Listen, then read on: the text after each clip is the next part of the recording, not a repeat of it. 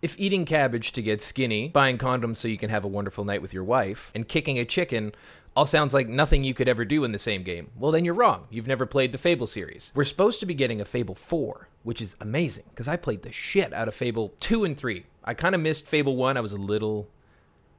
I don't know, I wasn't quite there yet, but I do want to go back and play. But I played a lot of Fable 2 and a lot of Fable 3, and when I heard we're supposed to be getting a Fable 4, I was excited. I was happier than a pig in shit. Anyways, so I must have missed it, but I guess at the Game Showcase in 2023, they gave us a release trailer, so I just wanted to watch it and then talk about what we know so far. Anyways. Oh, we're finally doing this, are we? Because I was going to make a sandwich. Playground games, baby. Let's do it. That's an alien from Neighborhood Watch. What do I think about heroes? Well, we've all seen them, haven't we? Swanning about the place. This is in-game footage. With their disproportionately high cheekbones and comically massive weapons. Roughing up bandits, because they like to rough up bandits, don't they? Wow. Living it up with the common folk every single night. On a day-to-day basis, I'd say the true hero is me, someone who's breaking new ground with fruit, with veg, on the agricultural side of things. Just look at them. Not That was a big-ass pumpkin. wafting around mythical creatures. Kicking a chicken. What did I say? I called it. That's what they are. Wafters. Well done. You see, I'm not here to slay legendary beasts. I'm here to conquer the vegetable, not a euphemism. Let's face it, the age of heroes is over. This is the age of innovation. This, if you will. Little Jack and the Beanstalk action. I like it. One moment.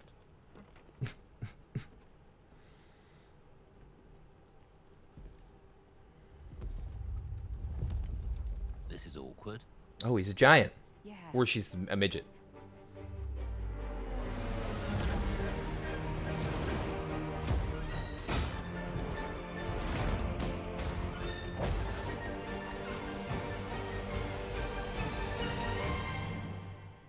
Oh.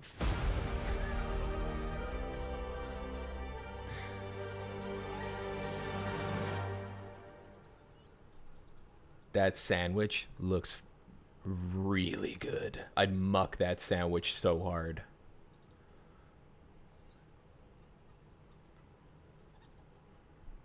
Just gonna throw it away? Well, the trailer didn't give us too much there, but we got the comedy, we got the adventure, we got the fighting, we got the magic, we got the chicken kicking. Let's see if we can find anything else on this game coming up. Okay, this is kind of crazy here. One of the lead lighting artists at Playground Games noticed that the trailer is actual gameplay footage. Ooh. Dang. Yeah, they say it right here. That is some true next-gen graphics. It was very nice. So we've got the comedy, but true to Fable, it says, we're definitely expecting an open world game with an atmosphere that's steeped in a British dark fairy tale tone, which we love. I really hope they have like your good choices and your dark choices and they kind of gave you powers or affected how you looked and how people treated you. I'm sure they'll have that, but that was one of the favorite things. At least for me, it was the first time we ever had a playthrough where you could have like a bad ending, a neutral ending, or a good ending. And I hope they keep that. Now, unfortunately, Fable 4 doesn't have a release date. There was like a roughed out maybe in 2024. They say before Elder Scrolls 6, but we've been waiting for Elder Scrolls 6 since Skyrim. So I think we still got a little bit of time to wait for this game. But I'm excited. A massive Fable 4 leak on Reddit popped up around E3 2019. Though the game was never showcased, the leak detailed how Albion, the land of Fable, has been completely destroyed by an asteroid. Are they going for a dinosaur theme here? You're gonna, like, the world that's been there from game 1, game 2, game 3, they just smashed it. They just crushed it. They just dropped their big nuts on it and crushed the whole world. Maybe they wanted to break out, try something new. Bowerstone is my second home. I know Bowerstone better than I know where I currently live. I know some people were a little worried that it might be coming in as like an MMO, like a World of Warcraft style. A notable nugget of information in the form of a developer insider highlighting that Fable 4 will be an open world RPG, not a massively multiplayer online game. I like that. I like that they're keeping it to Fable, but I'm not gonna lie, like a Fable skinned World of Warcraft would probably be really, really fun to play. This is what Matt Booty had to say about the MMO rumors. It's like the challenges of making a new Star Wars movie. There's stuff that everyone wants you to bring along, but you've got a responsibility to that, to new places, and I trust Playground has a good vision for that. Earlier on, it's kind of like saying no, because people are expecting a certain thing from Fable, and Fable's been essentially perfect the way it has been. So they don't need to make it an MMO. They don't need to go down that road, which I totally agree. I think Fable should stay to like, you can play with 4 other people in your world. It's a story-driven RPG, and that's what made Fable so beautiful and fucked up. Previously, we talked about the asteroid that crushed Albion. So the asteroid impact results in a land reduced to fables. They said the name! And the leaked information indicated that Fable 4 will take place on another continent. I know in Fable 3, we got to go to the like desert kind of sand area, which I thought was really cool. From the trailer, it looks like we're still in kind of like a green, lush, foresty environment.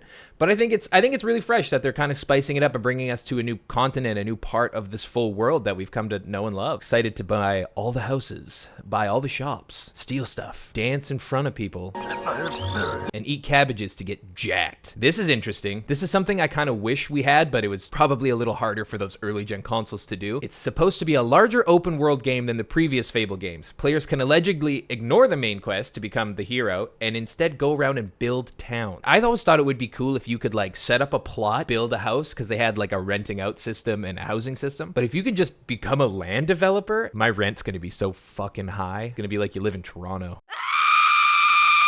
A lot of moral choices to make that influence how people perceive the player's character. That's what I'm talking about, baby. But if they do pursue the quest, it will apparently involve time traveling, and we'll see the return of the first game's antagonist, Jack of Blades. I mean, I'm not super familiar with the first game, but the fact that we get that callback and that time travel, that's awesome. So when I hear a larger open world, my brain goes to like, oh, it's going to be more Skyrim-y, where it's more about exploration and things like that. But in here they say, no, we just want to open the world up, keep the charm, keep the silliness that the Fable games have offered, because who doesn't like farting on your date?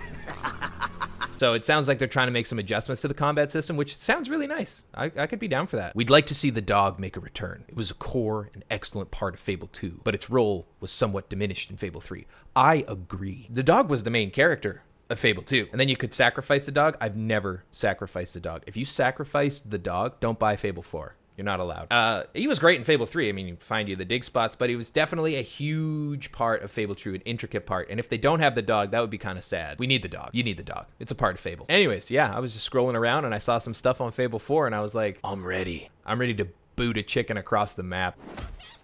Do some blacksmithing, make a ton of money, marry 7 wives, own all the houses, crank the rent up so high it'll make your head spin. And I'm gonna be pounding cabbage. Anyways, I just wanted to talk about it. Peace!